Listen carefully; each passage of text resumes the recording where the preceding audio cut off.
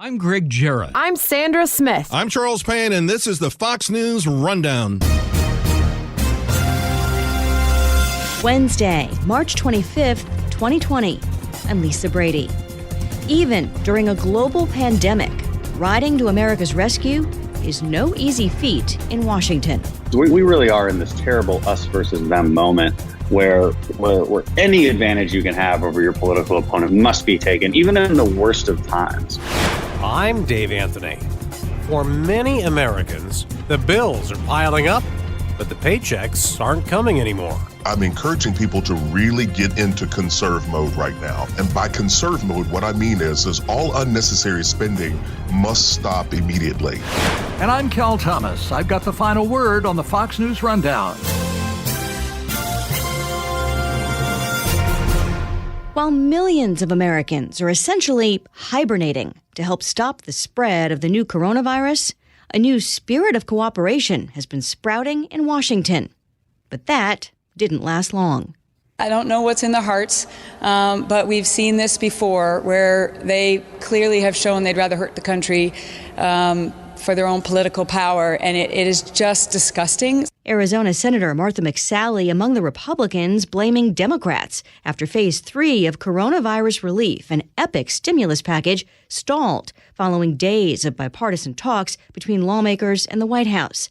Senate Minority Leader Chuck Schumer questioning Republican priorities. And we're fighting for transparency, oversight, disclosure when the federal government gives corporations money. Hope for an eventual consensus was enough to help fuel a record rally on Wall Street Tuesday. But how does the politics of this look from the outside? It's a call to stop and think before you react.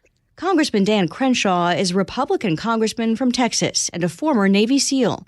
In an op-ed on FoxNews.com, he rips into China for its initial handling of early reports about the virus and subsequent propaganda criticizing the U.S. Crenshaw calls it another chapter in misinformation campaigns that manipulate America's freedoms and divisions to benefit our enemies. You know, we have to be stronger as a country. And a part of being mentally tough is the ability to stop before you tweet, stop before you say that thing on Facebook, before you share that piece of unverified information. I always question, like, do people really think that calling it the Chinese virus is racist? You know, I love the people saying that, the people perpetuating that narrative. I wonder if they would pass a lie detector test. I don't. And my intuition is that they wouldn't. My intuition is that they don't actually believe that their fellow Americans are racist. I don't think they actually believe that, but they're willing to say it, and they're willing to say it loudly.